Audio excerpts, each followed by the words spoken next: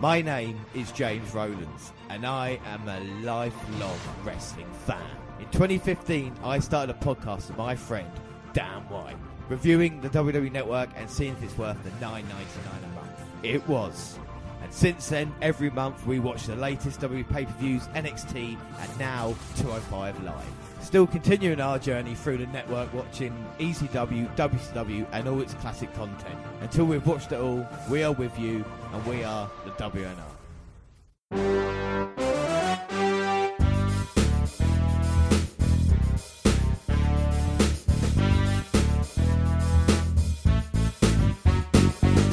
Yes, hello. I am James Rowlands, and as always, I'm joined by Dan White. And today is a very special podcast extra where we're talking about our trip to NXT Live. And when do we start talking about NXT Live, Dan? Now.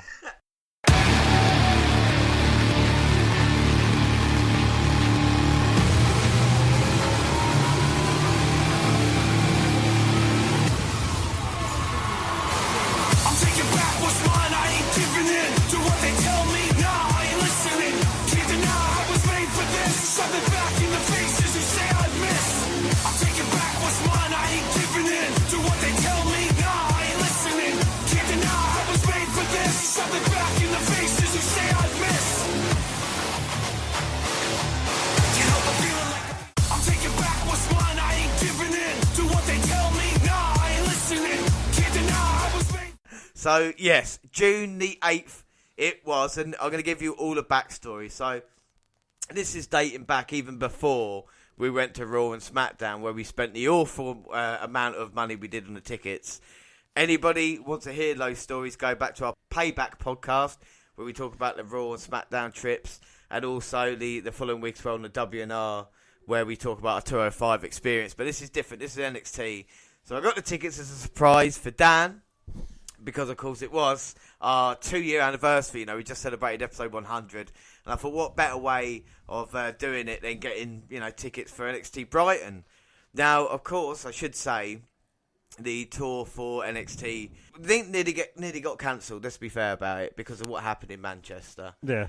Usually we don't like to talk about the news or anything like that happened, but, of course, we had terrorist attacks in Manchester, at the Manchester Arena, where NXT were going to hold a show there. They cancelled that, and so they just did Aberdeen, Leeds, and Brighton as well. Of course, we had the Download Festival this weekend coming as well. After all the horrible things that happened, we just went there, not sure what to expect, but we're just going to enjoy it. And I said that the day before, didn't I? I was like, what happens? Nothing's going to get in my way of enjoying this experience. So, what were your thoughts of it before we even left? What were you thinking? What would it be like? I thought it would be... I knew it wasn't going to be a televised show, so, I didn't have too much high expectations for it. I just thought it was going to be a standard wrestling night. We'd seen a few before, and, I think it was just going to be on the lines of them, really. Yeah, I mean, like I say, I had a couple of dreams the night before about it, and I was thinking, this is, Bobby Roode's what I want to see. There's, of course, and it'd be good to see Drew McIntyre, but I wasn't really sure what to expect. We've never been to Brighton before, have we, for a wrestling show?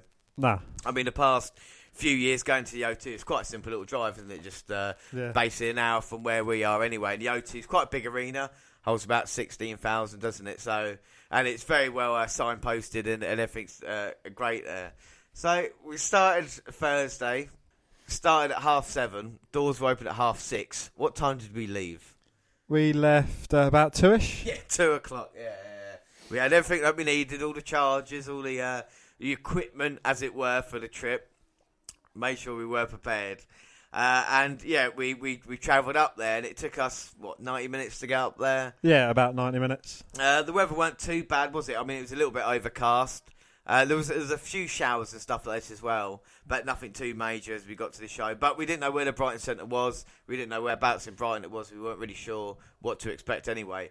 So we did arrive, like we say. We arrived there about 3:30, 4 o'clock. So we were still 2.5 hours before the show even began. What was your thoughts on the Brighton Centre from the outside?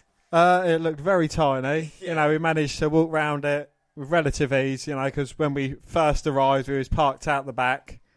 And, we went for a little wander just so we could get our bearings, find out where it was. Went round the front. there was a couple of people, but, as I say, it didn't look too big as a whole, for an arena. Yeah, I mean, it was probably about, I don't know what would be fair, like 1/8 for the size of the O2, do you know what I mean? In that way, Yeah. there wasn't, there's no access to get T-shirts at that moment in time either. So it's basically, like I say, we had 2.5 hours to kill. And we decided to go and get something to eat, as we always do, Dan, don't we? Yeah, we went It's up to you. If you want to tell the story. Well, no. So, we went to find a local eatery, managed to Google Maps a McDonald's, and there was one relatively close to us in a little shopping centre.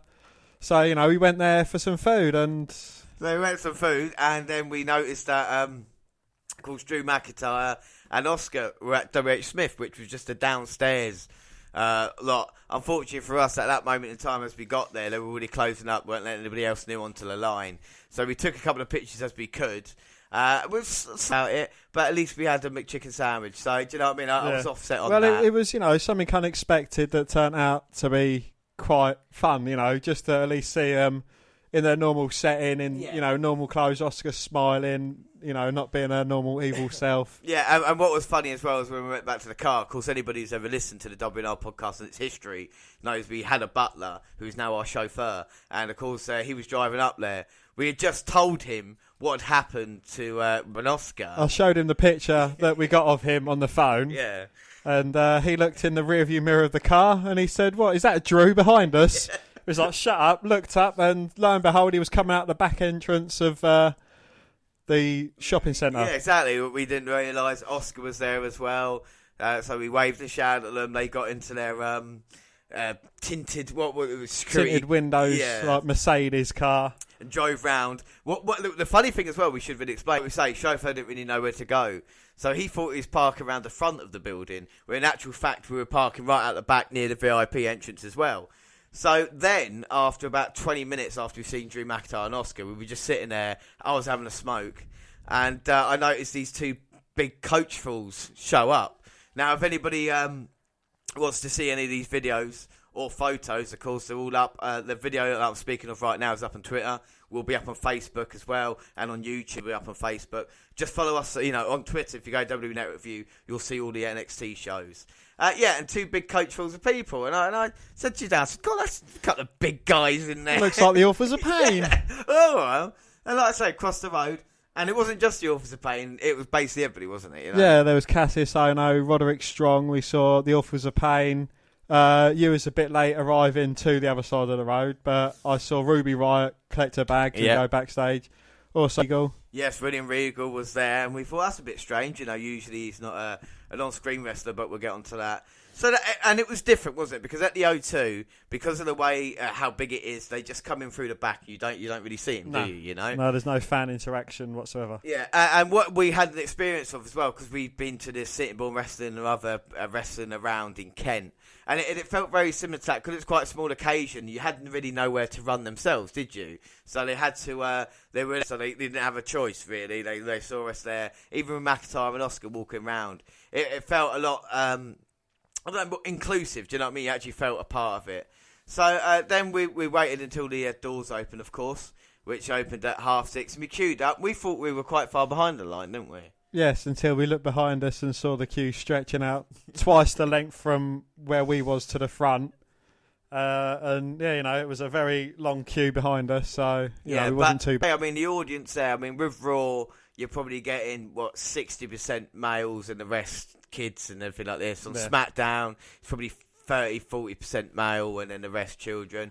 I think with this one, it's good to say it's 85% guys like us, wasn't it? Late teens, late 20s as well. People, in couples, and the banter in the line as well was really good. We had a few guys behind us, and what I liked about it as well was everybody wanted to see Bobby Roode, and this made me laugh because we went there, Dan. The amount of people are just like, oh yeah, we want to see Bobby Roode, which was just great. We queued up and got in. What did you think of do you want to just tell us about the security checks they had in place? Security checks was brilliant. It was people with bags. I was getting their bags checked. Had to empty out everything in our pockets. Everyone got wanded as they went through, so it was spot on security checks. Yeah. And then we got through and then we finally saw the T-shirts, didn't we? Yeah, there was a little stall. Oh. Olé! There was a stall set up with a few selection of t-shirts. You know, all the, I don't know, how many t-shirts? About 8 to 10 different NXT t-shirts. Yeah. I mean, because we talked about selection and Raw and SmackDown. They weren't that great. There was a lot more t-shirts here. Obviously, no Nakamura Dillinger, which would have been nice, but of course they're not part of NXT. But yeah, you had Authors of Pain t-shirt, Aleister Black, Sanity, the NXT tour top, Asuka, 2 Bobby Roodes, and of course Ember Moon as well. And then you had a lot. You had the NXT title. I don't know how much the NXT. £350. 350. You had the programs for a tenner. Signed prints of. There was a Bobby Roode signed print, and there was a signed tour card as well. Yeah. So I mean, I was a bit like, this is a treat for me as well because how much I like NXT. So Dan, what t-shirt did you decide to get? I got 2 t-shirts. I got an Aleister in today, which is the first white t-shirt that I think we've managed to see. Yep. And I also got an Authors of Pain, the one which they was wearing at the tour. It says "War is our peace" on the front, and AOP on the back. Which they're really smart t-shirts, you know. And I did ask you what you were going to get because whatever ones you didn't, I'd get the rest. So I was a bit like a kid in a sweet shop. I was like, I want that one, that one, that one, and that one. I think aside from the Ember Moon and the Bobby Roode t-shirt that you already had, yeah, you got them all. Yeah, exactly. So Asuka, Sanity, the NXT tour. And the Bobby Roode one there. I mean, you had the glorious one, like I say, the one you've got me, but the new one with him in like the shadow of Bobby Roode is just a fantastic T-shirt. And I know I'm a huge Bobby Roode fan, but I thought it was really nice design. It showed who was the real star there, you know. Well, anyway, so that was that. The T-shirts. I got myself a program. It's £10, and it was basically just a poster program. But I thought for the experience, that's what you got to have as well. And tickets now, like I say, I got surprised. The tickets were a surprise for Dan. When I ordered them, I think the first week. Now, I thought, unlike the Raw tickets, who I thought were front row and they weren't, I thought when I bought these, there was 3 rows in front of us. So when we went in, well, first off, you know, let's compare it to the O2. When we walked into the arena, I mean, how much, you know what I mean? Well, it was about a 5,000 or 6,000 seater stadium as opposed to 25,000, 30,000. Yeah, so you had your big stand, you know, behind us where we were sitting basically. So you had the entranceway, nobody was there. Left side was a few, you know, like 1,000. The right side was about 1,000. Then we had a couple of thousand, you know, behind us, and the rest probably sitting on the floor. It did feel more like, you know, the NXT tapings in a kind of, you know, that Full Sail University of the kind of freeway. The way that the ring is set up as well, and I quite liked the setting. It felt more intimate again. Yeah. You know, we weren't far away. Everybody in that arena everybody in that building had a good seat. You know, and when we sat down, realised we had like front row. We couldn't fucking believe it. You know. As we go in, there's always ushers around, and we show them our tickets, and they say, "Yeah, you're here." Then I think she corrected herself because she had a very nice arse, I can remember, because we was following her for a little while. Yeah.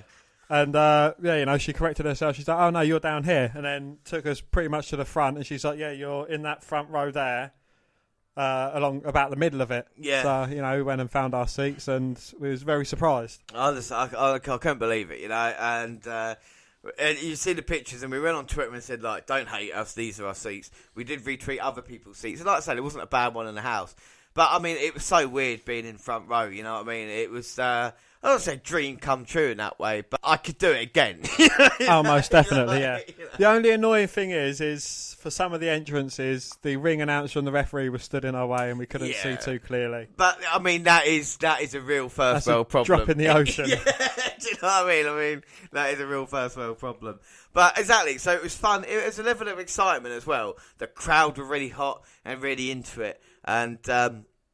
You know, we were excited to be there. They had the big screen, and on the big screen they had the top 10 kind of betrayals. That's that, yeah, top 10 betrayals, and we see, you know, more network content, a lot of adverts, and then Charlie Caruso, she came out, and I tell you something now. I will say this now. She did a fantastic job throughout the night, didn't she? Oh, most definitely, yeah. You know, she was either ringside. You know, she was always talking to the crowd during the intervals, or you know. She was just having a laugh, and she went round the whole ring area and spotting out T-shirts and saying, "Who are you here to see?" You know, she's having a few words with some of the fans, which was a good thing as well. Yeah, and even at the infill as well, she came over to us and she was like, "How are you enjoying the show?" And we're like, "I love you!" Show your tits! I played it really cool, you know. Until Bobby Roode came out. Until Bobby Roode, we'll get onto that. But no, she did a great job, and it is really difficult to try and get the crowd because the crowd just want to see wrestling. And when she's there going, "Oh, are you guys excited for this?" She did really, really well. And I mean, of course, it helps looking the way she does. But I mean, fair play for a woman in wrestling. It's always going to be judged on other things apart from your looks and other things as well. She did a great thing, and you noticed a little trick of the trade which she was doing as well, didn't you? Oh, well, she was wearing high heels, but she had these plastic stoppers which kind of like spread the bottom of the heel so they wasn't piercing the ring when she was in it or piercing the mats on the outside. The wafer thin mats. The wafer thin mats, which there's a picture of them. All the pictures going up, so you'll see how thin that mat really is at ringside. Yes. But, you know, it's just another trick to the trade. And also, we was that close that we noticed about the ring ropes as well. Yes. We're not sure what colour underneath, but they have definitely been taped over. Yeah, and we noticed as well as the night went on, how squeaky the ring was as well, isn't it? Oh, yeah, it was like a bed. Yeah, it was. I mean, I didn't mind, you know, but I thought it was a bit strange. But anyway, so then we had, like I say, we had Charlie Caruso, she started the show. And then we had the opening, which was the kind of, Triple H. I mean, what did you think of the Triple H promo at the start? When he was... Nah. I don't really want a video of him in the WWE studios telling us how fun it is to be at NXT when he's not there, you know. Yeah. I would have much have, even though Regal came out later on, Regal to come out at the start and say, "We're in England, this is NXT," and then, you know, that kind of reaction. That would have been better, yeah. Yeah, it would have been better. Anyway, so I'm just picking holes here. The people next to us usually have a look around. We had two women next to us, didn't we? We had a woman either side of us, yes. Yeah, and yours cannot confirm nor deny they may or may not have been dates. Yeah, exactly. So they were there, so that was good. Behind us didn't matter because they weren't touching me anyway. I had someone breathing down my neck briefly, and I smelt his gnarly breath. Well, I think I had a stomach to the back of the head at one point, but I didn't look behind me because I didn't need to, because we didn't even need to stand up for the entrances. That's how good the seats were. So anyway, we got into the action, and the first match, Dan, was... the first match was Gentleman Jack Gallagher versus Trent Seven. A wrestler that I've seen wrestle twice before. You've only seen wrestle once, but... Yeah. Oh, no, you've only seen wrestle once. He didn't wrestle. Oh, he didn't wrestle. So I've seen him wrestle once before, and you'd never seen him wrestle, so it was a good treat for you. Going against Trent Seven, which is a wrestler that we both enjoy, part of Mustache Mountain. And your pick, of course, in the WWE as well. He is indeed, yes. And what a reaction Jack Gallagher got when he came out. Jackie Boy chants and... Who started that? I'll let you have that one. Well, exactly. You go back and listen, you hear me start Jackie Boy. But the reaction Jack Gallagher got at the start is pretty fucking phenomenal, you know. Yeah. And especially for guys we're talking about, so talented on 205, not doing a lot there, but then can be put onto NXT and, you know, UK kind of scene, and it'll work out for him as well. Trent Seven, to his credit, got a great reaction as well, didn't he? Oh, yeah, brilliant reaction. And, you know, there was a bit of comedy japery before the start of the match, you know, both men... I don't know, just having a laugh, twiddling mustaches and, you know, going about their business. It was a kind of like, not vaudevillian type style, but, you know, the kind of playing to the crowd. They knew they had a bit of time. The crowd was into him no matter what they did. Like I say, twiddling moustaches or posing. We were loving it any minute, every minute. And that's why we haven't got a lot of video of the first. Being front row and be able to literally be a part of it. We sat and watched it. Well, in the words of Jericho, he was drinking it in, man. I mean, it was a great. What did you think of the match? Oh, I thought it was a great match. You know, both men they put on a good wrestling match. You know, there was a bit of comedy throughout the match as well. You know, they was having a laugh. I know it's not taken too seriously because it's not a live taping thing, but and the submission, every time it's submission, doing all the noises. Funniest thing was as well was the 6 chant. We started chanting 6, and Trent like, Trent 7, 6. What are you doing? Like, well, help me. Match ended with Gallagher hitting him with a fucking huge drop kick in the corner, didn't it? Yeah. And we see the chewing gum / tooth come flying out and landing front row just nearby. Yeah, it nearly hit a wrestler. If that landed near me, I would have picked it up and kept it in a little glass case. But... exactly. You would have cloned it and had little Jack Gallagher's running around. Trent 7. Little Trent 7's running around. Yeah, you're right about that. But no, and it was a fantastic way to start, especially for British audience as well, wasn't it? Yeah. You know? So that was really fun. Right, now I should say, at this point, I was really into the match, jumping up and down. I only had a pair of tracksuit trousers on and a t-shirt. But for some reason, at these wrestling events, the big lights always seem to find me. And when the entrances was fine, but during match, the big fucking light was shining down. Well, they've got a massive rigging system up in the rafters, and there's lights. Obviously, they want to light the stage, and so they can show who's on. I was sweating, and I will say this, like a cunt, because I thought, oh shit. So then... You were sweating like a mojo. I was sweating like a mojo. That is in the WNR dictionary now. So then the next match, I was kind of a bit blurry. What was the next match, Dan? The next match was the Aussie iconic duo, Peyton Royce and Billy Kay, Bobby Riot and Aaliyah, or as you like to put it, Nymph. Yes, and even though I did shout Nymph a couple of times, I got kind of couple of weird looks and I stopped it. Ruby Riot was really over, which is not easy to say. Yeah, and, as, again, where we are so innovative with the chants in England, it was Ruby, Ruby, Ruby, Ruby, which, always goes over well with... Honestly, the crowd were fantastic. There were so many songs that we will tell you about. Ruby Riot, we got the video of her entrance as well on the YouTube channel. Go and check it out. But I thought Peyton Royce and Billy Kay were very entertaining. They come out with their annoying Australian accents announcing it was National Best Friends Day and they're the iconic duo. Yeah. And there is a fantastic picture that Dan got of Peyton Royce being caught on the top rope somewhere. Yes, I think she might have twanged her lip on it and she's putting a bit of a funny face. But, that's what you get for sitting on the ring rope. Well, honestly, they were really good. I mean, I say really good. They were really entertaining. The wrestling, I could leave it. But I thought they did a really good job of getting the crowd wound up. We thought Ruby Riot would get the victory, but unfortunately for her, it was Peyton Royce and Billy Kay. But yeah, what did you think of the match? Again, the match was quite good. It wasn't a terrible match. We've seen a lot worse matches.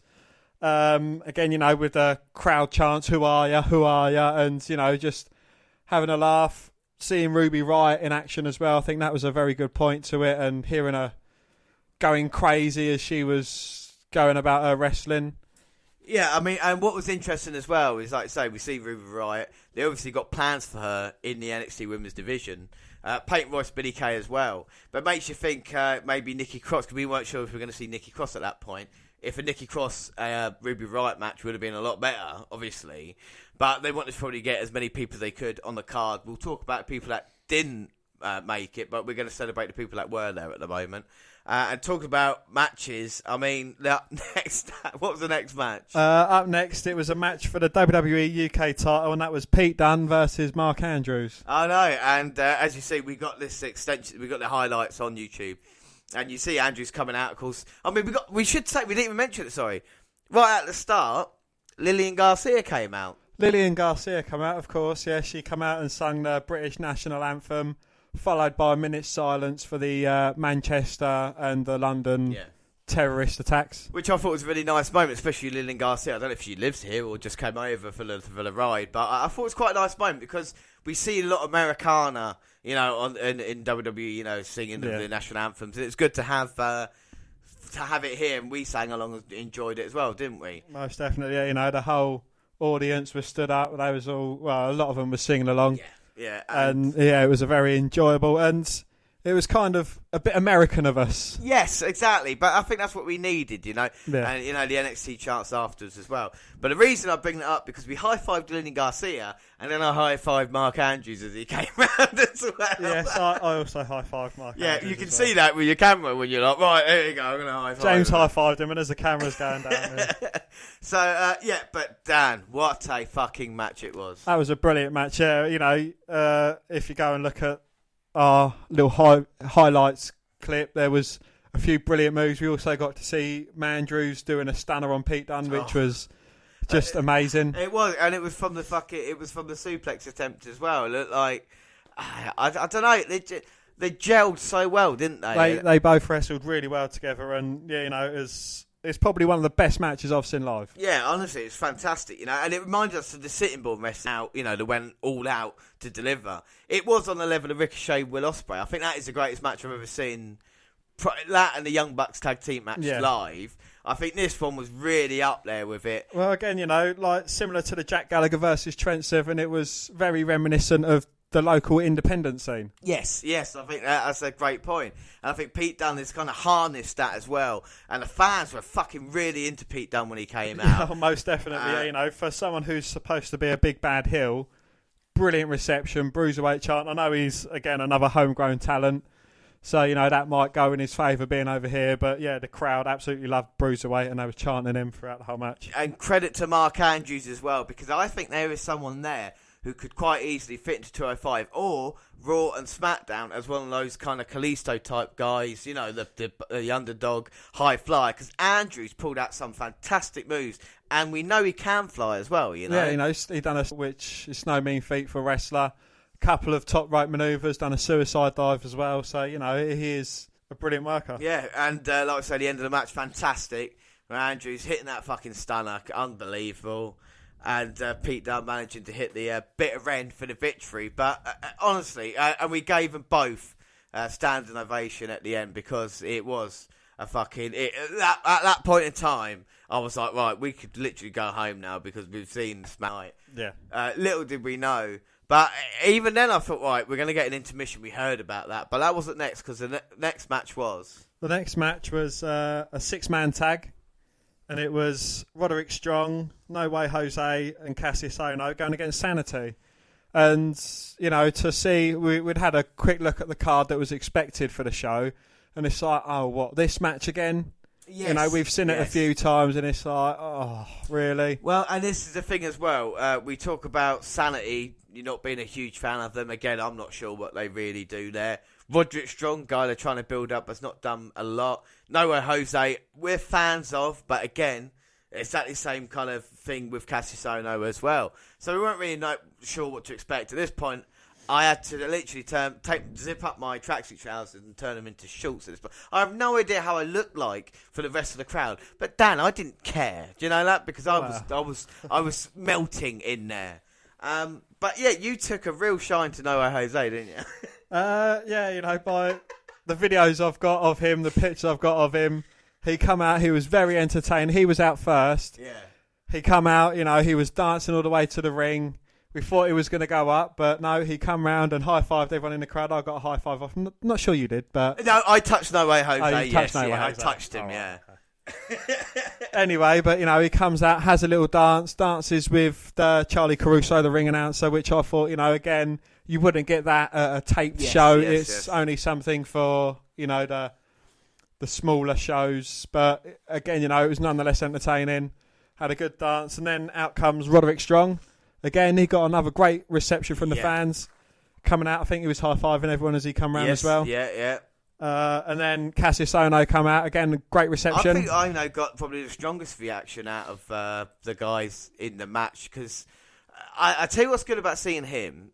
He's one of those guys that I don't know if he will have a big future in the WWE because of his age and what he's done. But he's one of those guys a bit like Daniel Bryan or CM Punk, where back in the day, or AJ Styles even, back in the day, Chris Hero, as he was wrestling these amazing matches with all these wrestlers. A DVD of CM Punk when he was in Independence, and a ladder match he had with Chris Hero went 45 minutes, and it's one of the greatest fucking... So to be able to say, I've seen this guy, even though he's not in his prime now, I think Ohno's kind of the hardcore fans' favourite. I think we saw that reaction for him there. Yeah, definitely. And I felt Sanity were a bigger deal live as well. I don't know what you felt about that. Oh, yeah, their entrance was great live, seeing them come out. I think it's just, seeing them up close and personal as well when they come out round the ring and, they're doing their Sanity thing.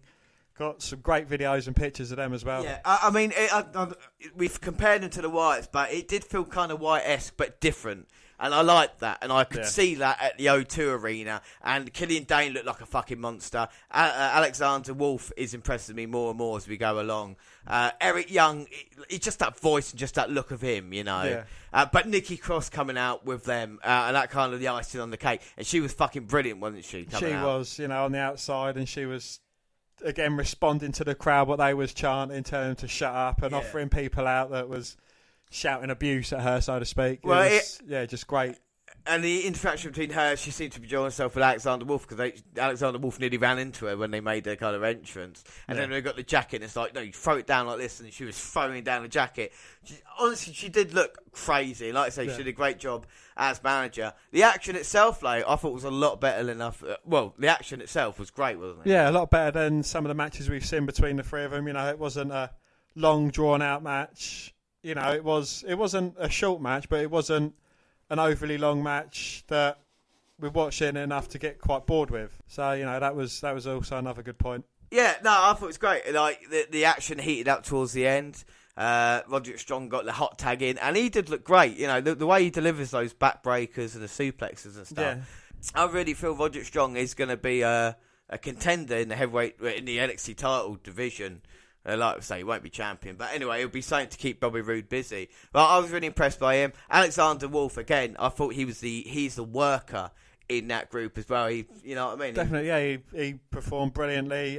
Even Killian Dane, you know, and the great chant that he was getting as well. Everyone chanting, shave your back, which, again, you know, it's a very comical thing. But I think it's something us Brits do, you know. Yes, bring out the lighter side of wrestling. Yeah, I mean, and also what was funny was, well, we see it in one of the videos, Cassius Ohno literally drops off the apron and then comes rolling towards us as well. So he's just, you know, he's just there, and then Killian Dane comes over and you think, fucking hell, he's quite a big guy. But no, really good action, and it finished, like I say, Roderick Strong beating Alexander Wolf. Sanity not getting the job done, but fair play to them. And then we had a little bit special afterwards as well, don't we? Yeah, you know, after Roderick Strong the victory over Alexander Wolf. Yeah. Yeah, you know, they cut Strong's music and started playing No Way Jose's dancing upbeat number. And, you know, they was all dancing around again, as you'll be able to see from the videos. They was doing the old linking arm cross. Yeah. And then Cassius Ohno was like, hang on a minute, and then done his like little nipping up to his feet, and then he kept on going back and down, done that a few times. And then he had a little arm link with No Way Jose. And then the yet was best to come, because they managed to entice the referee into it as well.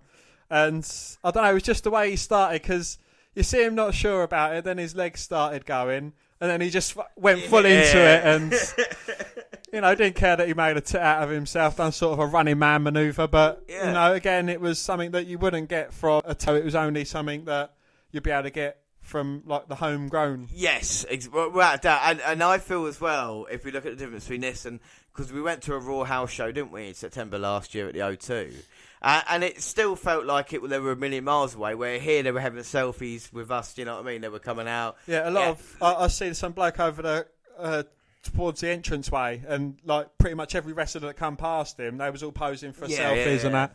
Should have had the balls to ask, but again, you know, it's neither here nor there. Yeah, exactly. So, but I thought it was great, and then Charlie Cruz said there would be a 15-minute interval, and much to your relief. Yeah, I was desperate. I was sweating. I literally had a jumper. I was dabbing my brow. I don't know what I looked like. I just looked like a weirdo in the front row. With your trousers rolled up. Trousers rolled up, moustache just sweating, you know. But you found it quite hot, because you had your jumper on as well, didn't you? Yeah, I had my jumper on, but I didn't want to take it off because I was wearing a white T-shirt and I had a few pit stains, so I didn't want to, you know, expose them to the poor lady that was sat to my right-hand side. So the interval came, so we had 15 minutes. So at the O2, there is no interval, is there? There's nothing like this. In the British wrestling that we've been to, there is an interval where you can go outside and have a smoke. But we thought, well, Brighton said you probably can't go outside because you got your ticket. Do you know what I mean? What can you do? But where you were sweating so much, we had to go out of the arena itself and try and get some air. Yeah, we had to find a place. And luckily for us, there was like a smoking area where they opened up the big doors and they let people go out. And I think, fortunately, it was pissing down as well. Yeah. Which I think really helped me because, I got soaked when I was out there. But I cooled down considerably, you know. And then we walked back in. You managed to change your T-shirt as well, didn't you? I did, yeah. I put my Authors of Pain T-shirt on, which was quite fitting. Yeah. Then we got a drink. We had Pepsi to begin with. It's £2. Still quite expensive, but a lot cheaper than the O2. Tasted a bit funky, so I got myself a Fanta Orange, which really helped me. Cooled you down. Half. Yeah, I mean, if anybody from Fanta Orange is listening, you want to send me a couple of free samples of the drink, then let me know. So we had the interval, and it was enough time, wasn't there, to chill out, kind of enough time to have a fag, queue up in quite a long queue, get a drink, and then get back to our seats in plenty of time for the second half of the show. And Charlie Caruso was there, and she was doing a little bit of talk who you're looking forward to seeing.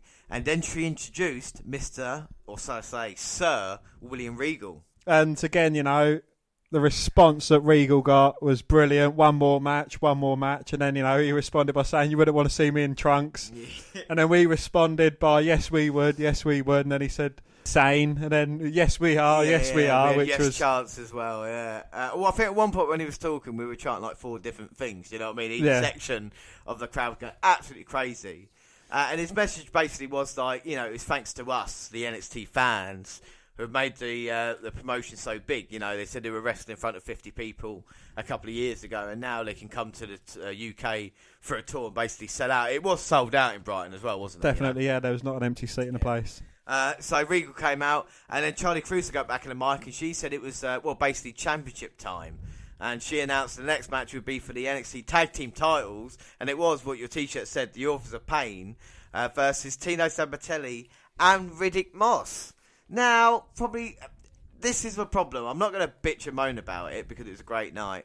But the problem with Authors of Pain being so dominant in the tag team division as they have recently, and what's happened to DIY, there are no viable contenders. Well, whoever they're going to go against, they're going to get squashed. Yeah, I mean, you got Heavy Machinery who they're trying to build up. They're not a proper tag team. You could say there's not really any proper tag teams on NXT. We've seen Sabatelli and Moss on NXT before. Sabatelli's the American football player. They focused on breaking ground a little bit because he was a millionaire in the NFL before coming to the NXT. But Tino's biggest chant of the night was, what was his biggest chant? Tino's got a package.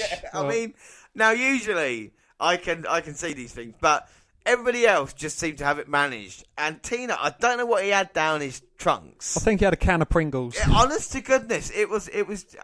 I don't know. Well, we were scared because we was quite close to him that it was actually going to bite us. Yeah, and the thing is, once you pop, you can't stop as well, can you? So if it comes along. I mean, Riddick Moss is just generic. It's so generic, it's unbelievable. What did you think of the match, though, Dan? Well, we was half expecting just a complete arse whooping by the Authors of Pain to Sabatelli and Moss, but in their defence, they did have a bit of offence throughout the match. So it was a good little bit of back and forth, even though, they was, in the end, crushed by Authors of Pain. I mean, Tino got the hot tag, didn't he? And he looked quite impressive, and then it was down to Riddick Moss, like I say, to get pinned by the Authors of Pain. I think the best moment, though, was when the Authors of Pain did come out. And they came out either side, and we had Razor next to us. And one thing I know, I've been in front of many big men before, Dan. I mean, we had Jared here for God knows how long. But he was like a mountain. I've never seen a man so, thick in all my life. It was like tree trunks. And he stood right in front of me and lifted the top back. And for some reason, I thought it was a great idea to start shouting, "You the man! You the man!" Again, something you can actually see on. I don't know why I did it, but I was just impressed. And you said to me, you noticed there's no Paul Ellering there. Yeah. But I think that didn't matter because we like I say, we had the two big guys. And then all of a sudden, we had Razor there, and the calm kept looking over to us as well. And it was like, what have we done to annoy these two big fellas? I was wearing one of their fucking T-shirts, for God's sake. I know, maybe they just didn't like us. But huge guys, really impressive. I mean, it's a great gimmick, but when you've got no competition, it can lack a little bit. We didn't see the Super Collider, the double power bomb. But to be fair, I don't think that's a move worth risking at a house show when you can seriously damage. Well, it was a side Russian leg sweep with the clothesline combo, which was again just as effective. Oh yeah, and they were dominant, like we say, the NXT Tag Team Champions. We'd seen them on the coach beginning. We'd seen them right next to us, and then they had their match and walked right by us again. Well, after their match, they'd had the hands raised by the referee and come out, and they was again stood in front of us. James went to fist bump one of them, but I don't know why. He just looked at him as if he was going to eat you. Yeah, I know, and I loved it. That's when James cowered and sat back down again. No, I loved it. I was like, yeah, man, you can knock me out. One of the Authors of Pain's going to take me Just make sure you get it on video, because that's going on Twitter. Yeah. Fantastic. Really, really enjoyable. I had cooled down at this point, so I was just really into it, and I was waiting for the main event. We'd heard rumours throughout the day what the main event would be. We still weren't sure. But that wasn't it, because we had the co-main event next, which for me was the biggest match of the night, if you look at it on paper, you know. Yeah. And that was the Women's Championship match, the NXT Women's title, and it was Asuka versus Ember Moon. And, I mean, what did you think of Ember Moon's entrance?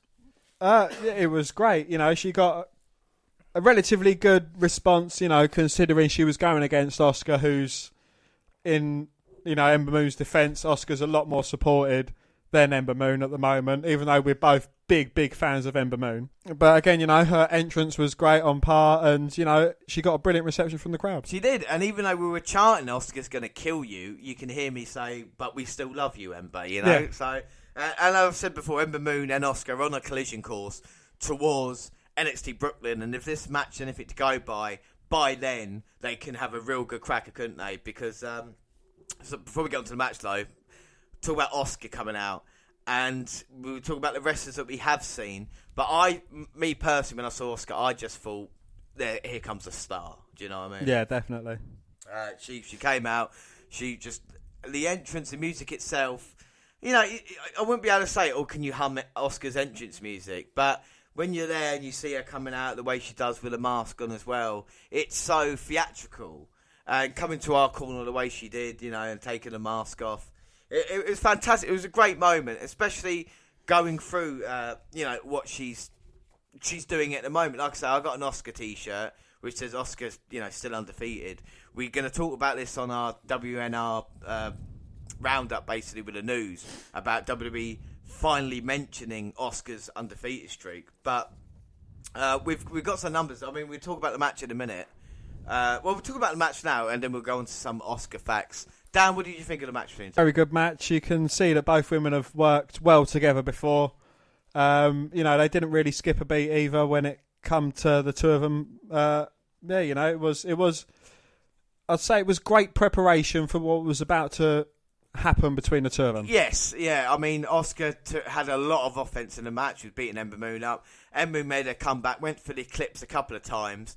Asuka had it scouted, went out the ring one time, got caught with that the diving crossbody outside, and then the finish again. Ember Moon went for the Eclipse, didn't she? Yep. And Asuka pushed the referee out the ring. And the last takeover, or the takeover before, when she did beat Asuka, she pushed the referee into the ropes and it got the pinfall that way. This time she pushed the referee, he went underneath. As Ember Moon went to jump off, then Asuka turned the crossbody around, didn't she, for the pin. Got the tights. We saw a handful of tights as well, as the referee countered it. So Asuka, there's no doubt who's the heel and who's the face here, but people still loved Asuka, didn't they? You know? Most definitely, yeah. You know, you can't not love Asuka. Yeah, and it was just a great feeling to think, oh yeah, we've experienced Asuka now. But yeah, like we say, NXT Women's Champion Asuka, she hasn't been pinned or submitted since joining the WWE in 2015.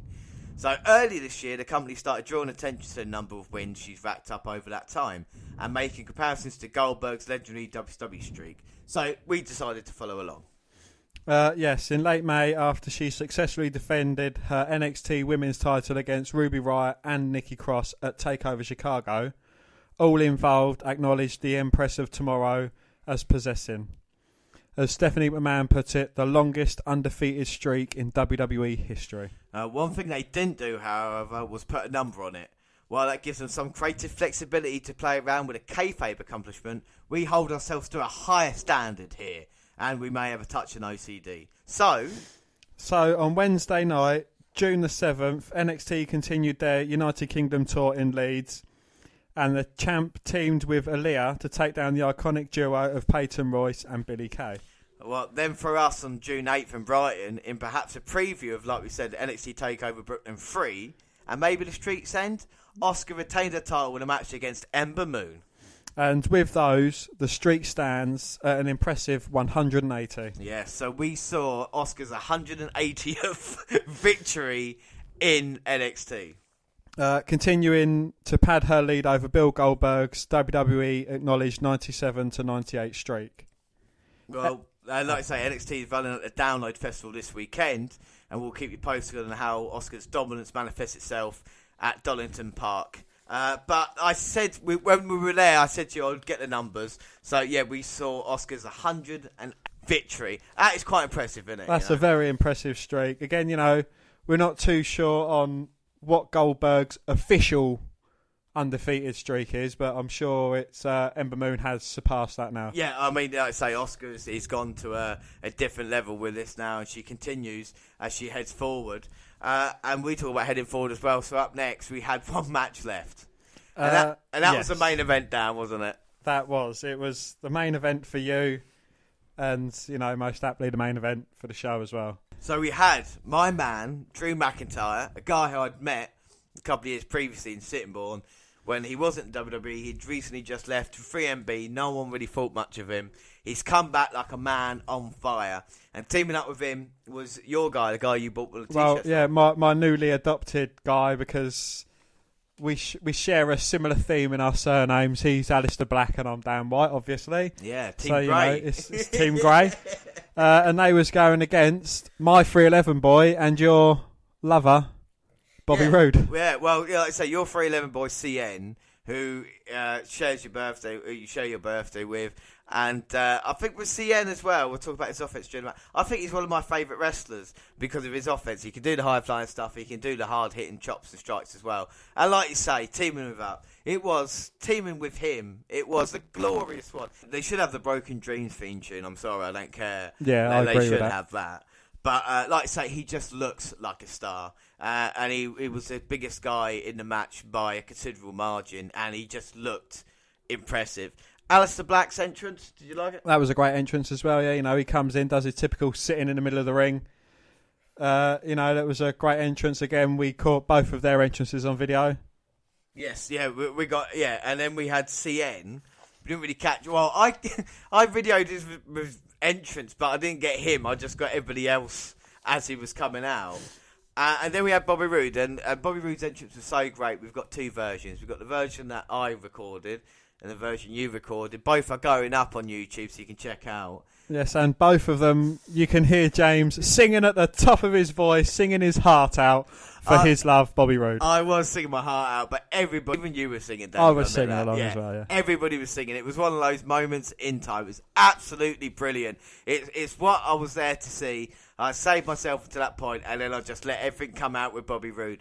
What a glorious entrance it was. And getting in the face of Drew McIntyre as well with the NXT Championship, something that I said all the way back in January that it was going to happen between these two. And they were on opposite sides.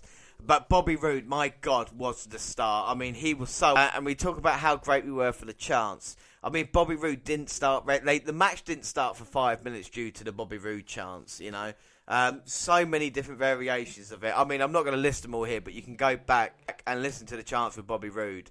One of my favourite was for Alistair Black, though. And there was a couple of chants for him. But when he was sitting down... He sits when he wants. Yeah, he sits where he wants. Alistair Black, he sits where he wants. Which made Drew McIntyre and Bobby Roode laugh. I saw that in their face. Bobby Roode's, his glorious thing was just getting better and better as well, because it wasn't just the one arm, then the second arm, and then the gyrating of the hips and getting into it, It was exactly, yeah. And then getting kicked by Alistair Black. But what did you think of the main event? I thought it was great. Again, we see again. I don't want to keep pointing this out, but again, we saw a few things in on taping. We see him having a bit of a laugh at the beginning of the match. As you say, it took 5 minutes to get into the proper action. But, that's when everyone was chanting Bobby Roode and he actually had to get out of the ring, walk away, compose himself, come back in, and then the chant started for Bobby Roode again, which is a great sight. It was great. And like I say, CN's offense in it as well. He did the majority of the work for Bobby Roode, Like I say, Bobby didn't want any of Drew McIntyre. Only came in, like any great heel should, only came in when it was, heavily in their favour. Exactly, the opposition was down and stuff like this as well. And it was brilliant to experience, especially being front row. Even McIntyre shouting out like, you can have the first shot, you bloody wanker, and these little things that you can hear made the crowd so into it. And what was the end, Dan? The end was, Drew McIntyre lining up. He was tuning up his own band, which got a lot of a better response than Dolph Ziggler did tuning up the band. I know he's not going for a sweet chin music; he's going more of a big boot. But he went for his big boot, tuning up his band. But Bobby Roode came on and held on to Drew McIntyre's arm. That, of course, got Aleister Black into the match. He come in and blackout kicked Bobby Roode, knocking him off the apron, and then he got Aleister Black got thrown over the top rope by his partner Drew McIntyre, landed on the apron, done a backflip, took out Bobby Roode, and then Cien got his head kicked off and turned inside out by Drew McIntyre for the pin and the victory. Yeah, and then Bobby Roode got his title and got the fuck out of there, safe in the knowledge that he didn't get pinned in this match. Cien again. I mean, Cien's win-loss record on NXT is as good as Noam Dar's and 205 Live now. It's got to be. Yeah, well, going into the match, you knew that Cien was going to be the fall guy for the team. We couldn't really realistically see McIntyre or Black getting pinned, as well as obviously Bobby Roode. But, yeah, that when Roode and Cien made their exits, McIntyre and Black stayed in there. And, they acknowledged the fans. They made a promise to the guys in the back. They was going to put on a great show, which they definitely did. They completely delivered. Managed to screw up his name. Yeah, I don't know, though. I look back at it and he says Drew Gallo McIntyre. But maybe it's because of the impact he's had on the independent scene that people might know him as Galloway, wasn't it, with him, that he's changed his name. I mean, I like McIntyre It's over a Galloway. Lot Scottish. Exactly, Scottish. Drew McIntyre. And, of course, we had the Tommy fucking End chants when he was sat in the ring. But, they didn't go on for as long as... No, I mean, there was a couple of kids in it. I mean, like I say, wasn't a lot of kids, but still one of those chants where we can come up with something more creative, and we did. And you'll hear the chants, the amount of songs that we used for different wrestlers, and it was a great night. Like I say, McIntyre then went up to the fans who got tattooed. Drew McIntyre's name tattooed on his arm. At the meet and greet where they was at the shopping centre, Drew McIntyre and Asuka both signed a fan's arm, who then went off and got it tattooed before the main event. Which was great that he acknowledged it. Exactly, and he got pictures of him, and like I say, and then that was the end of the show where we all left. I should say first and foremost that the pics, the sales of the actual show that WWE.com have done, they've released them. They're up on WWE.com now, the Brighton pictures. It's coincidentally, because I went through them and had a look, in the background of No Way Jose dancing on a free, there are two very attractive individuals in the back there. And if you zoom in, you can tell I've had a shave because I wear my moustache. And Dan, I think you've got a black jumper on with your phone in front of your face. But we can still see it's you next to our two supposed dates. So proof is there that we went. Got is all the pictures and videos that are going to go up. Of course, YouTube, the videos and the pictures on Facebook and everything else on Twitter as well and Google. But Dan, overall then, thoughts on the show. Was there anything that was missing first?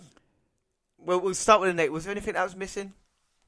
Overall, I was very happy with the show, and I don't think they could have added anything else to make it a better experience. Yeah. So you weren't upset you didn't see like the NXT title on the line, or? Well, no, because again, with untaped shows, that titles aren't going to change hands. Yeah, I think so. That, that doesn't really make any difference to me. The fact that we got to see the undefeated women's NXT champion, we got to see the big guys, Authors of Pain.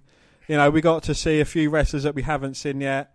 And, obviously for you, we got to see the NXT champion. It doesn't make me laugh every time you say that. And his glorious entrance. It was glorious entrance. No, I absolutely loved the night. I mean, if we're picking bones here, then you could say we didn't see Nikki Cross wrestle, but we still saw her anyway. Hideo Itami wasn't there. That would have been nice reaction. That would have been great to see. But again, there's rumour has it, Dan. Rumour has it. That he might be going back to Japan. But it looks like WWE on their website are saying this as well. So that would mean he would stay and go to the main roster. So, do you know what I mean? If it wasn't on WWE's website. DIY, of course, what happened at TakeOver, we weren't to see them.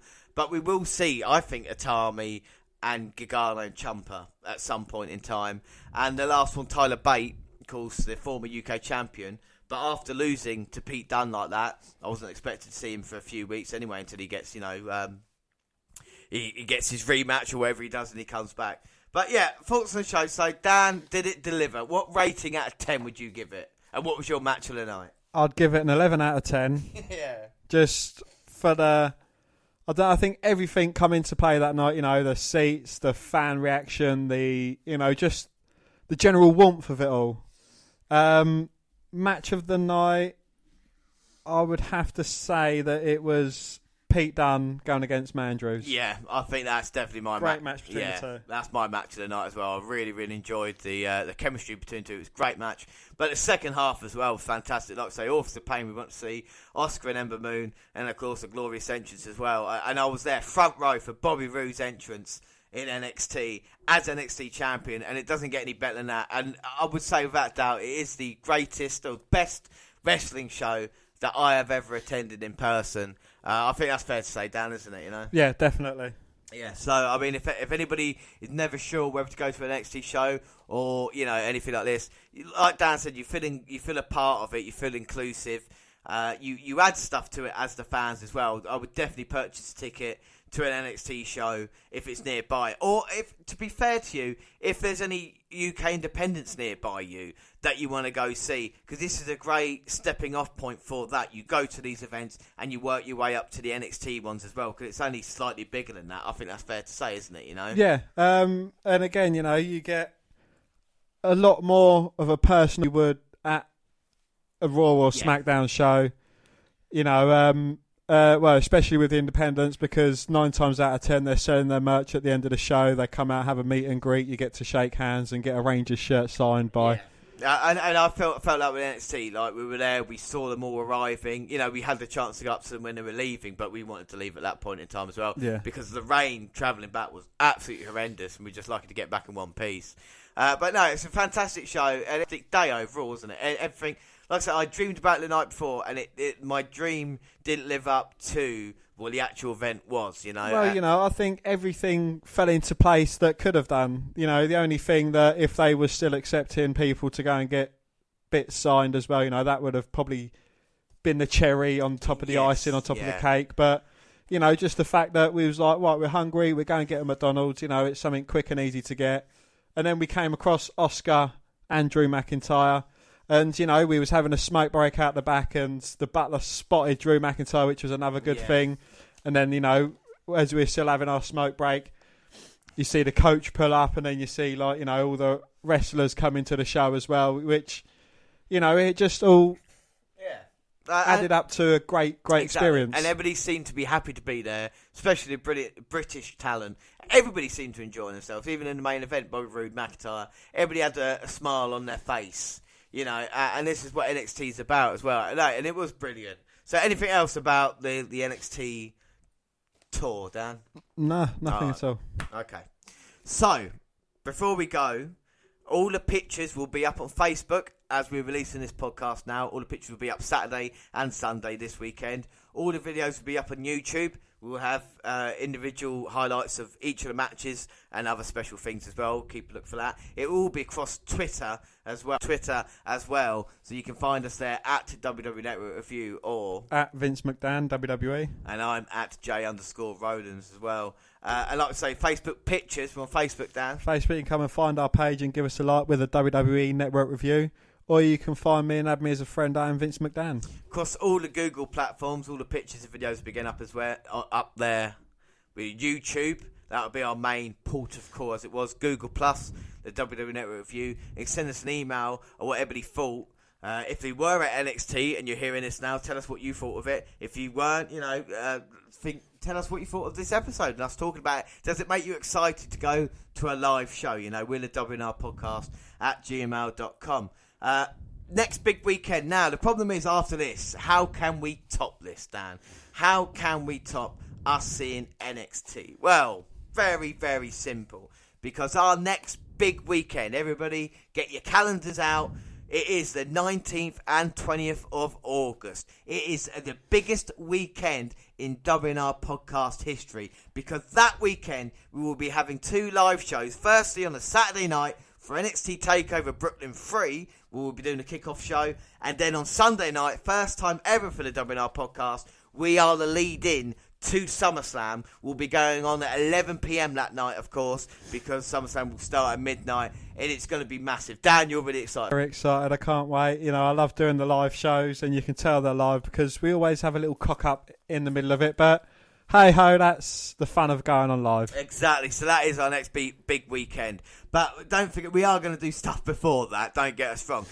We've got it all worked out for you. We've got Money in the Bank coming up that we're going to do. We're releasing on Wednesday, I should say, WWE Extreme Rules, which we've pushed back a little bit for the NXT special. We've got Wrestling's Most Ridiculous coming up in July. We've got Dan's Randy Orton podcast. That's going to be up soon as well. And, of course, all the latest pay-per-views. And we'll have a couple of WNR specials as well, where we have the roundup of the NXT update and 205 Live. But that is for Podcast Extra. That is a lot of talking. Don't forget you can listen to us on SoundCloud. On your phone. Our live episodes will be on Spreaker Radio as well. We're on Stitcher Radio. And you can download, subscribe, rate and review on iTunes. But I have been James Rowlands. And as always, I was joined by... And it has been glorious. Thanks, everybody, and bye. Bye. Stop it. You stop it.